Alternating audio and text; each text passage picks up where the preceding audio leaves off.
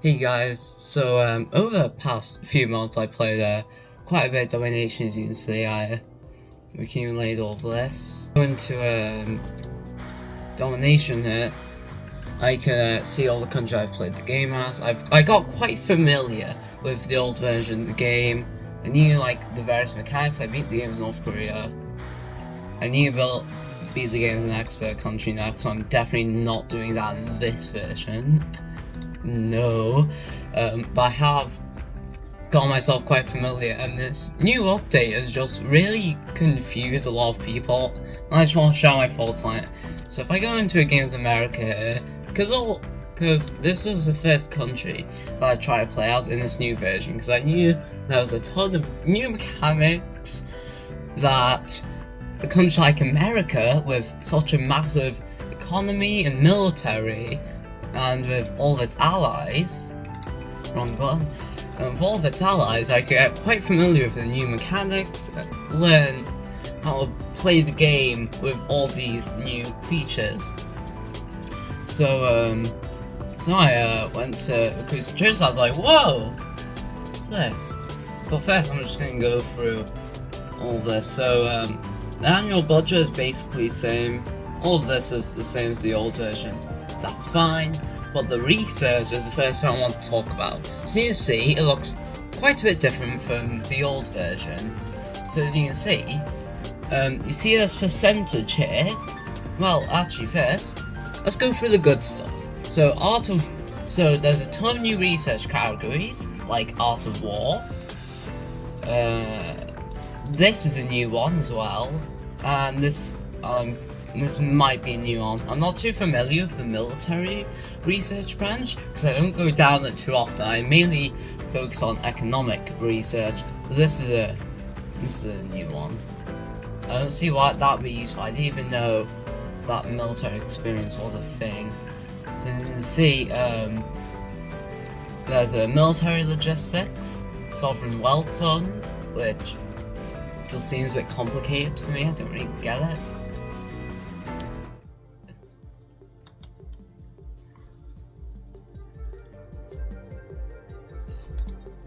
So, economic stimulus, arms industry, that's new. And financial micromanagement is also new. Not very needed on countries with a high GDP, but you could say it's definitely necessary on countries with a lower GDP, like say, maybe the DRC. Quite a low GDP, only 85th. Maybe even like North Korea. This might have helped with North Korea.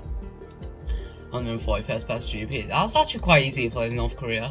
So that was like the only issue, really. Because I had like China on my side, it really wasn't that hard. And then there's also, this one is new. We'll get more into international standing later. This is also, that's not also new. These three are completely, actually this might be new.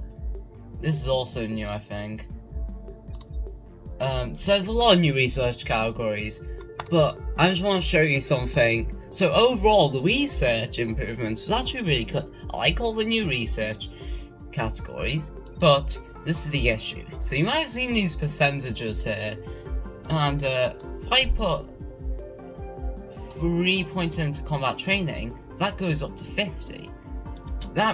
So that means that I can only put 3 more points to reactive armor. Now I can't put any more points into either of these categories. Why? I don't know. Why is this a feature? I just don't get the point of it. Why? If I want to get more reactive armor in combat training, just let me do that. Why do I have to be limited like this? And I get that it might want to push me down the research tree, because of course now it's a lot larger, so it might want to push me down the research tree a bit more. But the problem with that is that a lot of these just aren't very useful. Like this probably isn't very useful. Like, what's the point of a system like this? Why do if I don't want to put research in certain categories and put everything into another. I should be able to do that. I should be able to choose where I put my research points rather than be shoved down this skill tree. And the next problem is this. This recruit system is probably one of the updates I feel the most conflicted about, and the reason for that is just what does all this mean? Even now that I get it a little bit more, I still don't get what this means, like, at all. So let's talk about reservists. So reservists are a terrible addition, because in another playthrough of the game, what I was talking to you about earlier, I had 4 million more firepower than China. So what I was doing was I was playing as America. I was going to go after China, but China has a very, very weak army, only like a few million firepower compared to my firepower, which was like 120 million, and they had about 6 million firepower, I think. But in reservists, they had like 112 million. That's not too bad. I would have been left with like 2 million firepower. Now, I probably should have left until I had a bit more. But when I went in, but the thing is, I wasn't expecting reservists to be very powerful. I was expecting it to be like a few million people with their air rifles. But no, I got stack wiped. I got absolutely destroyed. The army went down easily. It's just these reservists are so overpowered that my army just got completely destroyed, even though I was actually more powerful than them. Now, I think if they really, really want to keep reservists, their firepower needs to be at least half. But reservists are a terrible addition, because it makes countries like China, America, India, countries with very, very high populations, almost impossible to invade now. You have to... and this draws out the length of the game massively. The game used to take about 2 to 3 hours to beat, depending on which country you're playing as. And now, much, much longer. I don't really know, as I haven't really seen much of this game. But yeah, reservists are an awful addition. Now, the other reason why the old recruitment system is so much better is because it also told you what commandos, gunners, tanks, rocket artillery, these didn't exist at the time, these did. They told you what they did. Oh yeah, they also added, if I go into here, also added robotics, which is a really good addition. Also added a really good addition, and I like that. So, you can see, in the old version it told you what that did, it told you how much firepower it would add, the speed of the troops even, and it had this slider telling you how much you were about to buy, and then there was a buy button. Like, say this was a buy button, so if I wanted a full unit of commandos, and just drag the slider up, hit the execute button, and it would start giving me like 300,000 commandos if I was playing as a country like China. And then gunners, I would just drag the slider up, get like 256,000, and then tanks, I just get like I usually go for like 5,000 of those, and rockets I get like 3,000 of those, hit execute, and then if I have aircraft I just put as much into that as I possibly can. But with this system, you kind of have to like balance it out. So if I restore, you can just drag this slider up a bit, drag this slider up a bit, drag this slider, maybe put that down a bit. And then over time, these troops will slowly, and I do mean slowly, be produced. Like, so, for example, if I dragged my army over here, put it at full speed, over time, as you can see, this new army shows up. I'll send you guys home. So, I've explained that system to you. But I don't get what these numbers mean. I just don't understand what these numbers mean. So, alright, so if I go, next bad feature. So, oh yeah, what I have to do is I have to do maths and add all these numbers up. Can you guys hurry up and get home already? Oh, it takes on. Also, movement in the open ocean is so much slower now than the end. But when going along the coast is so much faster. Don't get why that's a thing. But actually, moving troops are massively improved. As you can see, there's this slider here. I can choose the most peaceful route, which will take me through countries I'm allied with and avoid wars happening. And avoid like any wars from taking place. Is Gambia getting attacked? Why do they have rebels? Militia showing up. God, they have a military? They have 5 aircraft and probably no pilots. So, I forgot what I was saying. What was I saying again? Oh yeah, and this would just force me to go through allies. If I put it to here, so if I, for example, if I wanted to go into Moscow, as you can see, I'm on max peaceful, so I just walk through all my allies in NATO.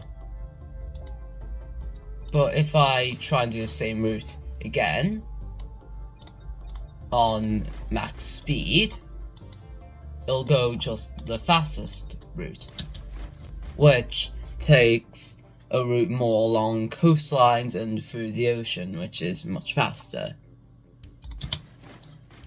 Let's go home now. So yeah, so the new troop recruitment system really isn't that bad. It's just, I don't know what these mean. I don't know what these mean. At the start of the game, you just randomly start losing liquidity, and God knows why. So, but I do really like the slider.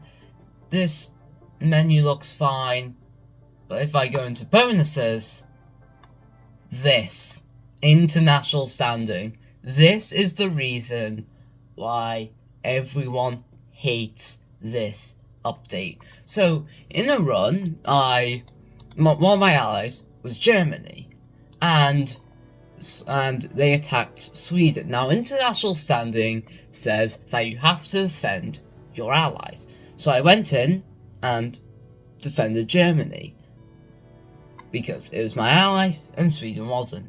Except, that annoyed the entirety of NATO, and I got attacked by the entirety of NATO. So having allies isn't important anymore. Or even worse, for example, say you are allies with India and China was attacking them. If you were playing as like France, for example, a country with not nearly as powerful of a military as China, and India had nothing, I would still be forced to defend India because my international standing would be absolutely destroyed, even though I couldn't stand up to China. This also means that if you're being extremely aggressive, like in the old version of the game, I just went all guns blazing into Africa, took over like as much, basically every country that wasn't in the Arab League, essentially, and then really not much hurt. Like, I lost a few European allies, which weren't gonna help me out anyways. I saw my alliance with like China and India and that's what I cared about. And and in this new update, can't do that. Not possible. And another example is someone called Corgi Circus on YouTube. He was playing as France, and Russia was very weak, so he decided to attack Russia. Everyone already hated Russia. Everyone was at war with Russia, except, so you'd think that the entire world would love that. Except no. Because, again, international standing, people really actually hated that, and his international standing got completely destroyed. And, yeah, so please remove international standing.